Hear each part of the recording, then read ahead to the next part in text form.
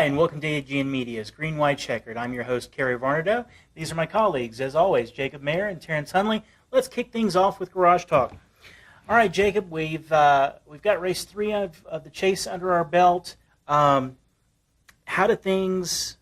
do we stand? How did things shake out after Dover? Well, not a lot different, actually, because the entire top 10 was full of chase drivers. First time in chase history that's happened. But with everybody finishing up by the front, that means the standings don't change a whole heck of a lot. So we've still got the top 3 drivers bunched within about 20 points. And really the only driver to really take a step back, Carl Edwards, had some problems late in the race, finished bad. And so he's now back with that group that's got a lot of ground to make up. Yeah.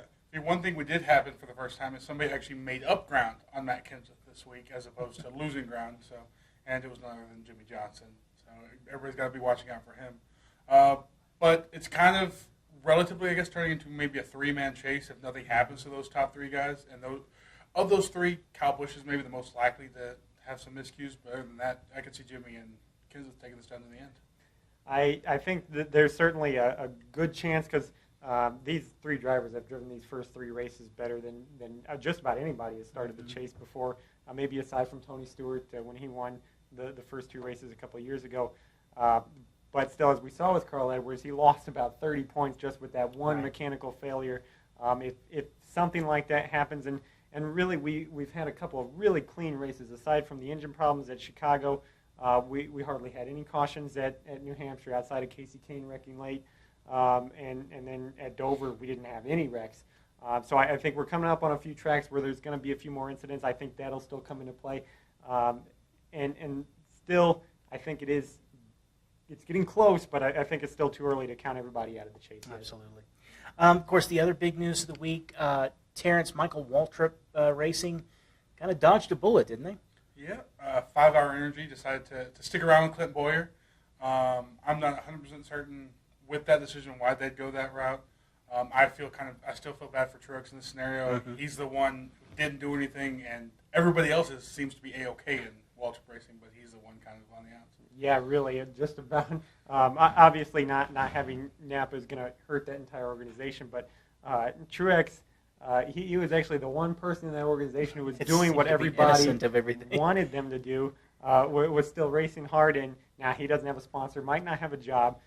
Clint Boyer, the guy who actually spins out, he's not only got a job, but he's still in the chase, could conceivably win the championship this year, and now he's got his main sponsor back for next year. The way that situation played out, pretty tough if you're Truex. Absolutely. It just seems you can get away with a little more than we thought in NASCAR rules.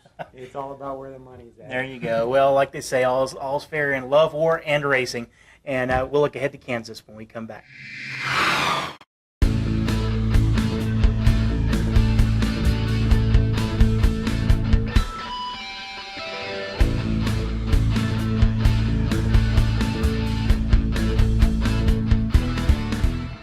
Welcome back. It's time for Pace Laps, brought to you by Route 66 Motor Speedway.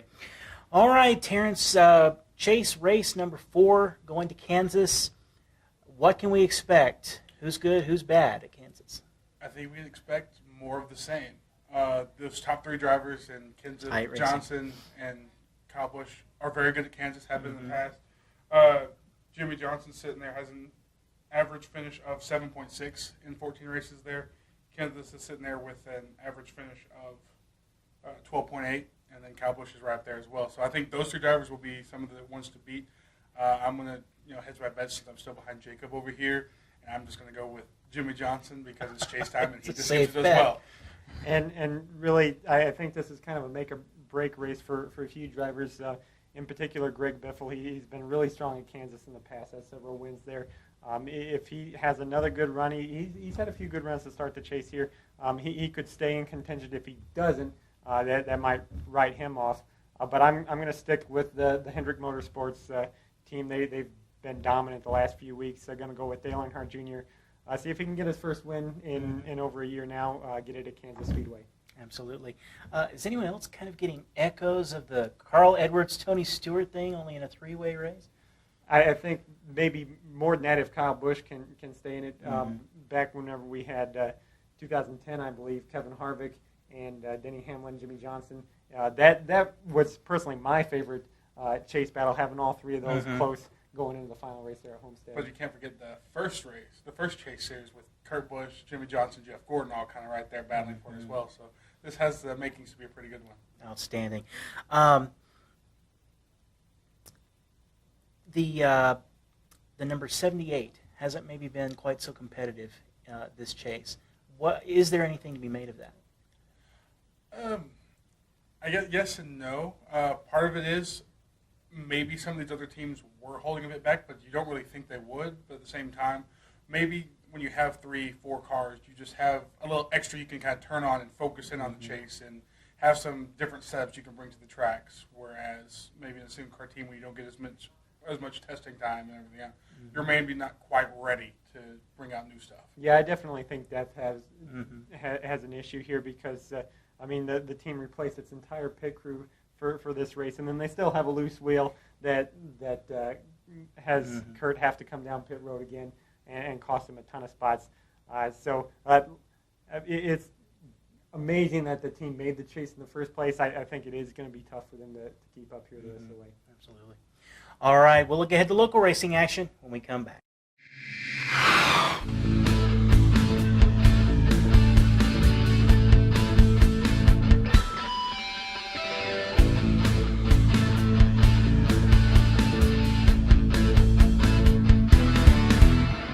Welcome back. It's time for Getting Our Kicks, brought to you by Budweiser. Jacob, of course, the season at Route 66 has wrapped up, but you talked to the champions in the street stock, pony stock, and cyclone classes. What do you have for us? Yeah, the other night, about 2 weeks ago, Route 66 closed up its season, crowned its champions, and we already spoke with the modified and the sprint car champions, and so let's take a look at what the others had to say. All right, congratulations on winning the championship again this year. How many is this for you now? This is my 15th track champion in my career. All right, and how did it feel tonight to go out there and win the race and win the championship at the same time? Oh, that was pretty awesome. I loved it.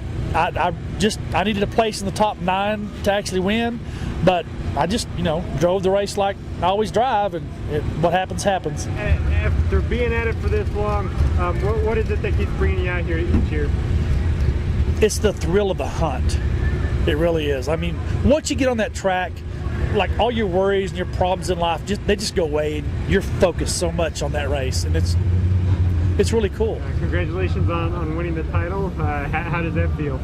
It felt good. It's third one in a row. And what is that feeling like racing out there, and then whenever you realize that you've clinched the title? Most time it's a big relief, because there's a lot of pressure comes into points racing, week to week, just making sure you finish and not wreck. And what would you say is your favorite part of racing out here at the Speedway? Favorite part's winning most of the time, but like racing in front of the fans, because without the fans, it's they bring a big part of it and play a big part in it all. So enjoy racing in front of the fans. All right. Congratulations on the championship. Tell me how it feels. It feels amazing, man. It's just like nothing else in the world. It's great. It's fun. This is the best sport ever. And what is it about racing that you like so much?